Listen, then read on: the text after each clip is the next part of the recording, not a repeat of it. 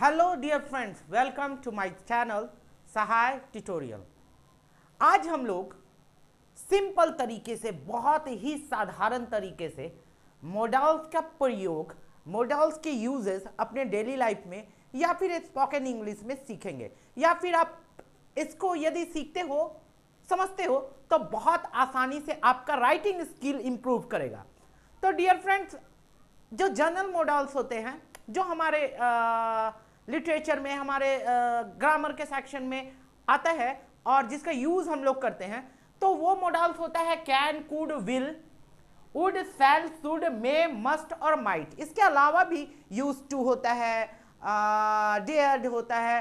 तो उन सभी को छोड़ के जो बेसिक्स मॉडल्स हम लोग रोज पे चर्चा करते हैं, इसके बारे में आज हम लोग पढ़ेंगे। और मेरा वादा है आपसे, यदि आप मेरे वीडियो पे अंत तक बने रहते हो तो इनका यूज करना आप बहुत आसानी से सीख जाओगे।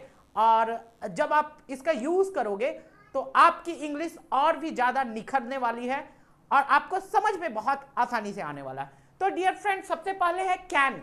कैन का यूज हम लोग कहां करते हैं? जब हम लोग 100% किसी चीज के लिए श्योर होते हैं। कैन का हिंदी होता है सकता हूं। इट मींस जब मैं 100% किसी चीज के लिए कंफर्म होता हूं, 100% पॉसिबिलिटीज होती है, तो हम लोग वहां कैन का यूज करते हैं। Just like I can speak English, मैं अंग्रेजी बोल सकता हूं। I can write a letter, मैं पत्र लिख सकता हूं। तो जहां 100% श्योरिटी होती है वहां पे हम लोग कैन का यूज करते हैं। इसी तरह से देखते हैं कुड।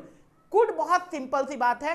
कुड जो है वो पास्ट टेंस का, कुड जो है वो कैन का पास्ट टेंस है। ऐसे इसका प्रयोग पोलाइटनेस के लिए भी किया जाता है, लेकिन जैसे ही हम लोग बोल सकते हैं कि मैं अंग्रेजी बोल सका, इट मींस पास्ट टेंस, तो आई कुड स्पीक इंग्लिश।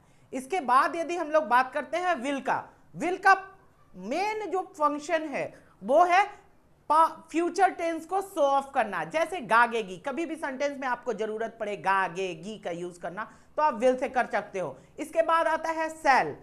दोस्तों, शैल का यूज व्यवहारिक बातचीत में खत्म हो चुका है, लेकिन फिर भी इसको ऑफिशियल लेटर में कहीं ना कहीं यूज किया जाता है। इसका मतलब भी गागे ही होता है। इसके बाद आता है वुड। वुड का यूज पोलाइटनेस के लिए भी होता है, परमिशन मांगने के लिए भी होता है, लेकिन बेसिकली ये पास्ट टेंस होता है विल का। इसके बाद आता है विल, वुड। उसके बाद आता है शुड। शुड डियर फ्रेंड्स बहुत ही यूनिक अच्छा वर्ड है जिसको आप रोज यूज कर सकते हो।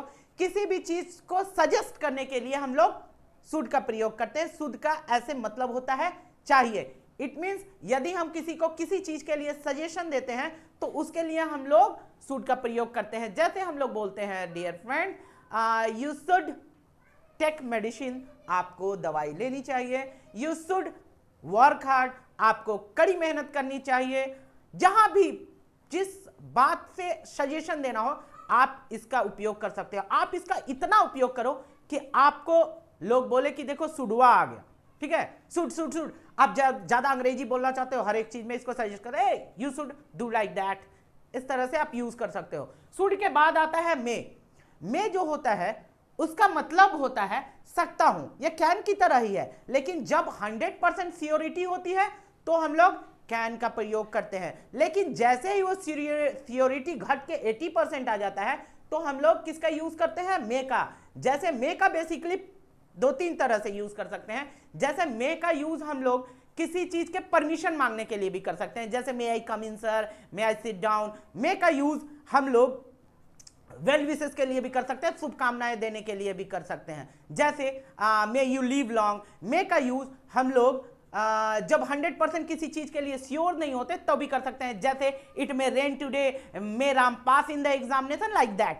इसके बाद जो आता है वो मस्ट आता है। मस्ट का मतलब होता है जरूर, किसी भी चीज को 100% करना ही होता है। या फिर ये बोल सकते हैं कि जब 100% उस काम को करना ही है आपको, तो आप उसके लिए मस्ट का प्रयोग करते हैं। माइट जो होता है, माइट है, इसका मतलब होता है शायद ही। तो ये भी कैन, मे और माइट, 3 ऐसे शब्द होते हैं। कैन का मतलब 100% श्योर, मे का मतलब 80% श्योर, और मे जो होता है 60% श्योर होता है। माइट जो होता है 60% श्योर होता है, मे 80% श्योर होता है। तो जब कोई किसी भी चीज की संभावना बहुत कम होती है तो माइट का प्रयोग हम लोग कर सकते हैं। जैसे इट माइट रेन टूडे, आज बहुत कम चांस है, शायद ही वर्षा होगी, लेकिन माइट का प्रयोग पोलाइटनेस के लिए भी कर सकते हैं। और ये पास्ट टेंस का लिए भी इसका यूज होता है, जहां पे मे का यूज होता है प्रेजेंट टेंस में, इसी का फॉर्म होता है माइट। तो दोस्तों आपने देखा कि इन छोटी छोटी बातों से आपकी राइटिंग स्किल बढ़ सकती है और आपको बात समझ में आता है। और यदि आपको मेरी बात समझ आती है और थोड़ा सा कंसेप्ट क्लियर लगता है तो आप मेरे वीडियो को जरूर अपने दोस्तों के साथ शेयर करें और मेरे चैनल को लाइक सब्सक्राइब जरूर करें। Thank you.